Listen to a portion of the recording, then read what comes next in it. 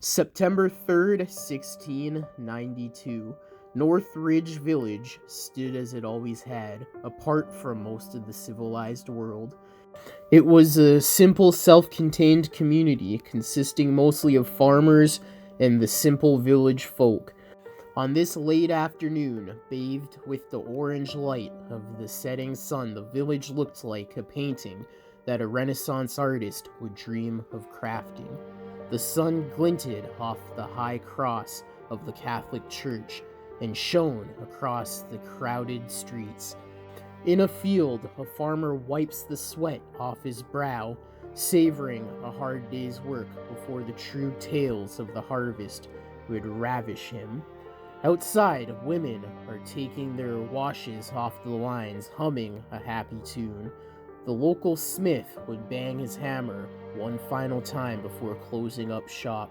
The laughter of children could be heard through the streets, as the young always managed to savor the joy while they could.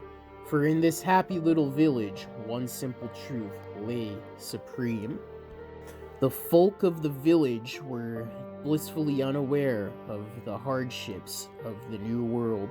They did not know nor care whom sat upon the British throne. However, there is one thing every member of the Northridge village knew, and that was you never went out at night. For this village sat at the base of the Carpathians mountains, and the shadows of those peaks held more than just the cold in the dark depths. While most of the world was evolving and growing to believe that true evil lied within the murderers' or thieves' hearts, the people of Northridge knew much greater and more ancient evils. There were more graves in the town born of this evil than disease or the passage of time, and many of those graves were empty. The evil that plagued this town did not leave bodies for the families in mourning, nor, if they did, would they want to. Yes, the village knew evil, and the evil knew them very intimately. A group of children ran past town square, giggling and tossing a doll around. The owner of the doll, little Gracie, pleaded with the other children to give her doll back, but the other children were reluctant to give up their fun. They tossed the doll just over the small girl's reach, delighting in her frustrated screams. "Come on, guys, this isn't funny," Gracie yelled. "Really? Then maybe you should come over here, because from where I'm standing is completely hilarious," her older brother Matt replied. One of the older girls rolled her eyes at Matt. "Come on, give her the doll. It's getting late. We need to get home." Matt heaved a sigh. "Fine, here you go, little baby." Matt tossed the doll in the air towards his baby sister. However, a strange and powerful gust of wind pulled the doll like a kite, and it landed several feet away just on the outer edge of the town, past the graveyard. The wind stopped as quickly as it began, and with it the sound of all laughter stopped. The children all stood frozen as the sun sank beneath the church steeple, casting an early evening shadow over the field. They stood in silence, with the only sound being their ragged breaths panting out of their gaping mouths. "Go get it, Matt, please," Gracie pleaded. "No way, I'm not going out there when the sun is going down," Matt said with almost equal panic to Gracie. The older girl walked over to Matt and grabbed his arm roughly. "This is your fault. You took the joke too far, and you are going to fix it. Now get out there and make it quick. We shouldn't have been out here this late." Matt gulped audibly and nodded his agreement. Matt began slowly moving through the graveyard like a man walking towards his death. He began to feel like Jack walking through the giant's lair. One wrong step could spell his doom. The sun started to cast long shadows from the tree branches. "Don't step on the shadows," he thought to himself. "If you do, they can use their powers to drag you to their lair." With his mind so encased in fear, he couldn't even remember if that was true or something that the children made up. The whole world was silent, and even the breath in his lungs didn't make noise, as if it was too afraid to wake the dead. His eyes scanned the many tombstones that surrounded him. So many died so young, all for breaking the village's one rule that he himself was close to breaking right now. He glanced at a tombstone and his blood ran cold, as he could have sworn he saw his own name written upon it, and that the date was this one. He closed his eyes and silently mouthed, "It's not real, it's not real." He opened his eyes and saw the name wasn't his own, and the date was from 2 years prior. He was closing in on the doll now. A few more feet and he could grab it. Then he would run as if the armies of hell were on his heels, for they very well could be if he didn't hurry. He took one final step and began slowly reaching for the doll. "Just grab it and run. Grab it and never tease Grace again," he pleaded to his shaking body. His fingertips touched the doll's hand, and as soon as it did, he felt the doll move in his grip. Terror ripped through Matt, and he turned and ran like the wind. "Don't let it get me," he prayed as he ran. Finally, he made it back to his friends. "I felt it move. The damn thing is alive." The older girl gave him a smack on his head. "Of course it moved, you little chicken. Look out there." Matt turned and saw that the wind was once again blowing, only in the opposite way. The wind has moved the doll, and here he was screaming of devils. "Please, just run back and grab her," Gracie pleaded. Matt shook his head frantically. "Not a chance, sister. Not tonight. I promise I'll go back and get your doll tomorrow. If it's gone, I'll buy you a new one. Hell, I'll make you a new one personally. Right now, we need to get indoors, or those things will be the least of our worries." The older girl looked at Gracie. "Listen, I hate to agree with him, but he's right. We've been out too long." The children ran off with only Gracie left to look out at the darkening graveyard road.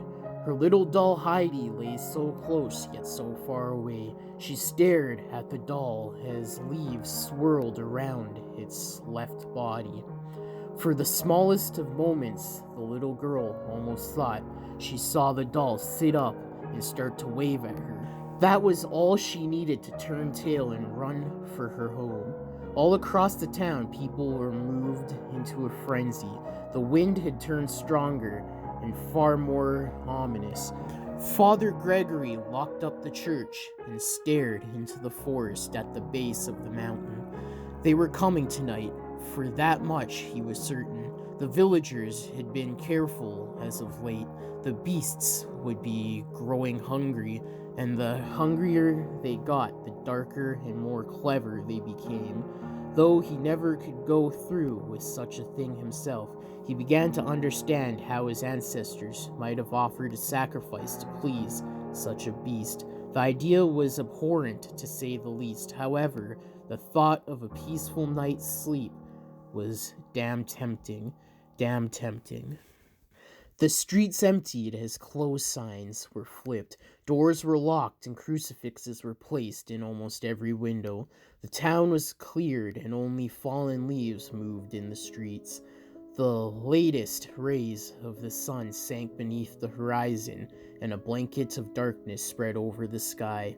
The village of North Ridge, a town that is normally full of love and laughter, was put to rest, for in the hours of darkness the town no longer belonged to its people, it belonged to them.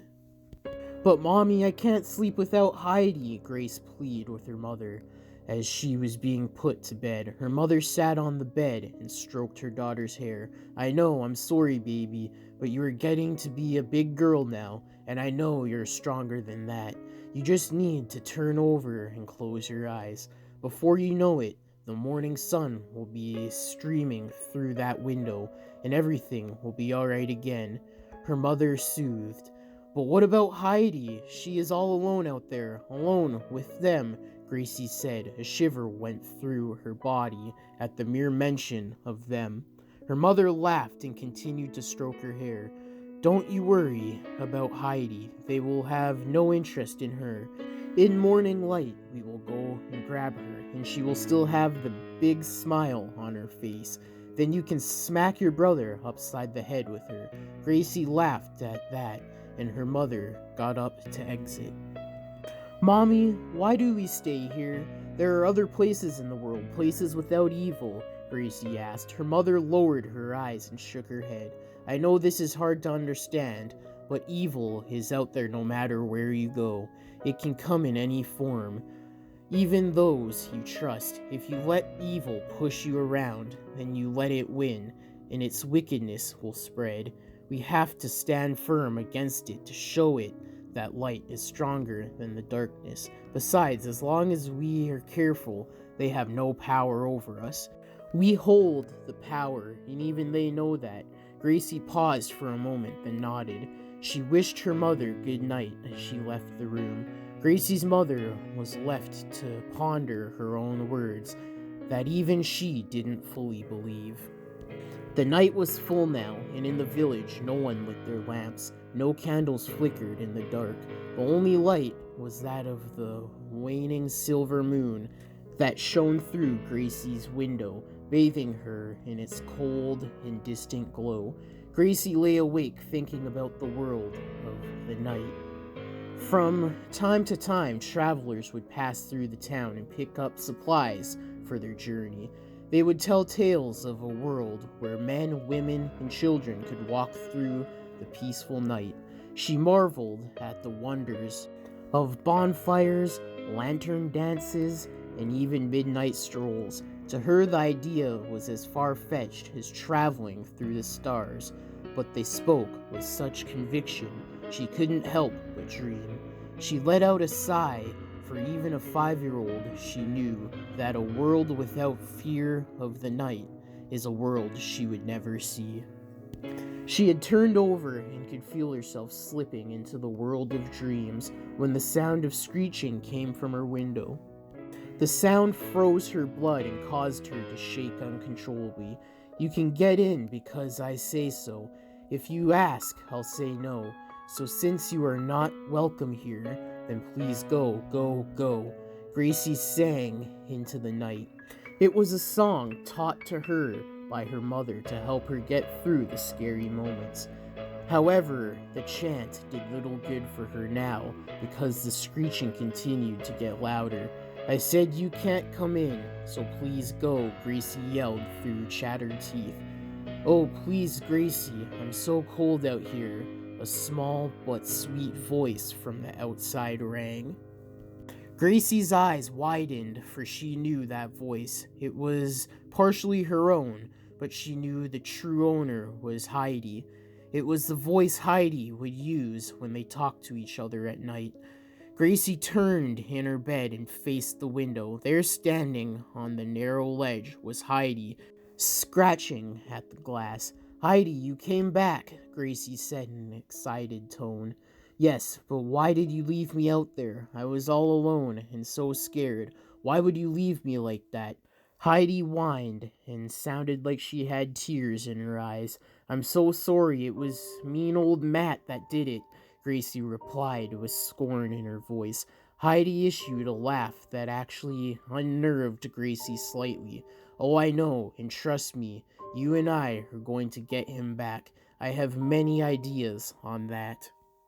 Gracie became afraid again. She had no doubt that Heidi was out there, but something had changed. Her perpetual smile that used to bring her joy now caused Gracie to break out in goosebumps. The doll's eyes, normally completely vacant, now had an intelligence and just a hint of malice twinkle in them. "Oh, Gracie, I'm so cold out here. Won't you please let me in?" Heidi pleaded. Gracie froze again, for those were the only words you could never obey at night, no matter what. "You know I can't, Heidi. You know the rules as much as I do." The doll seemed to twitch for a moment. Then someone older and wiser would have known to be associated with rage. The doll righted itself, and if possible, Its grin grew wider. "That's okay. You don't have to let me in. Just open the window and pull me inside. Then we can be together, and you never have to sleep alone again." Gracie gulped but looked hopeful. One quick grab and she could have her doll back, and they could go off to dreamland together. Heidi would stop the bad dreams. She always did. Gracie got out of bed and began to tiptoe to the window. "That's it, Gracie. Prove to mean old Matt that you are braver than he is. Oh, how embarrassed he will be in the morning.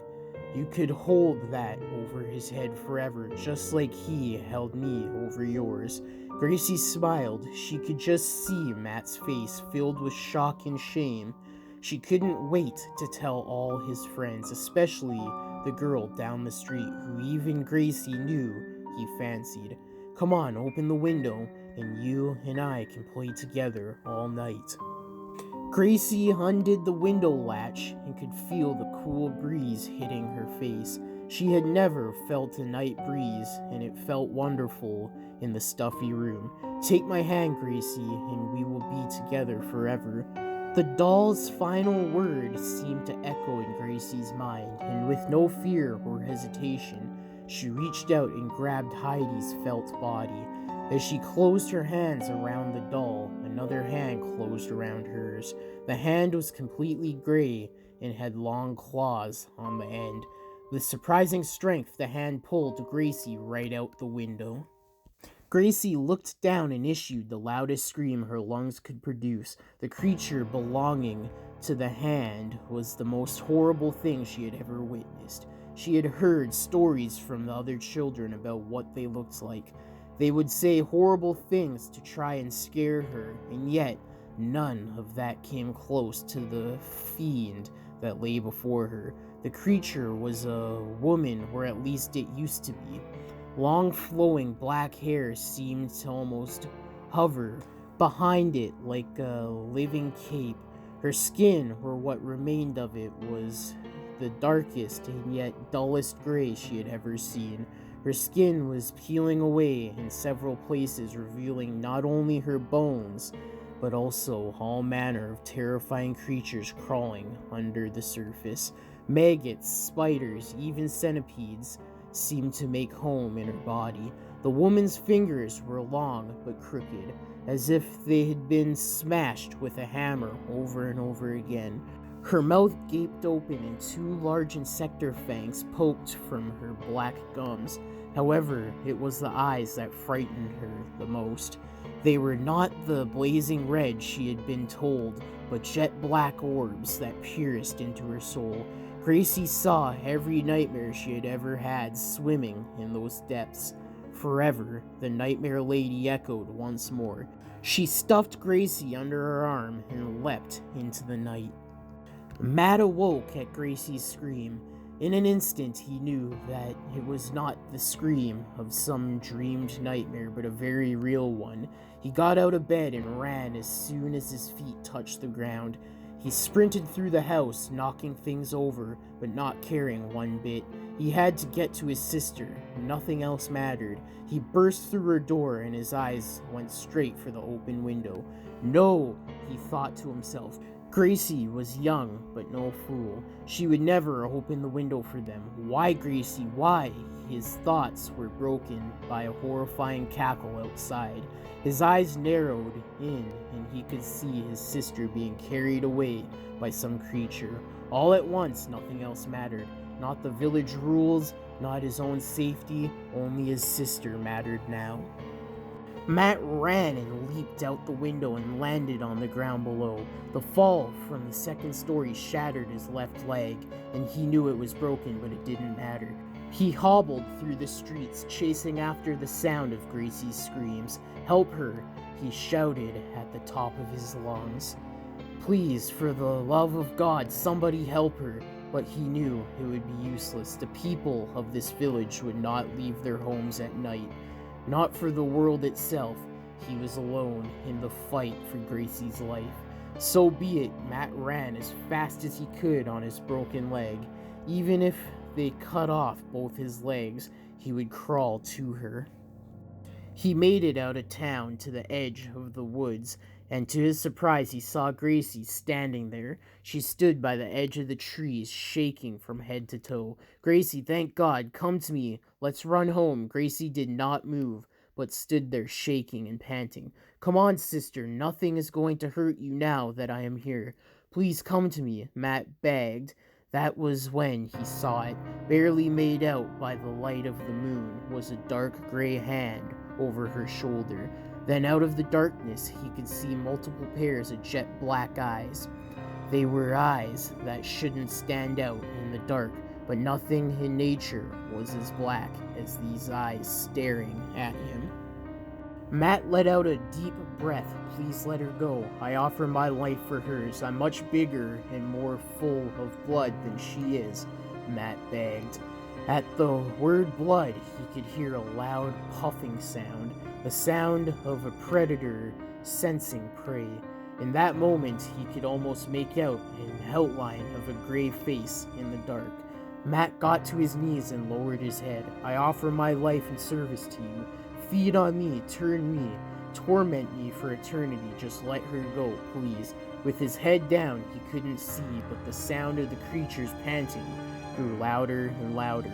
Then there was an unnatural silence, as if the universe itself held its breath. Then out of that silence came a cold and inhuman male voice. "No." The voice rang, and Gracie was pulled into the forest. Gracie's screams rang through the night. Matt screamed back and got to his feet to run after her. A pair of strong arms wrapped around Matt's chest and held him back. "No, boy, you mustn't go out there."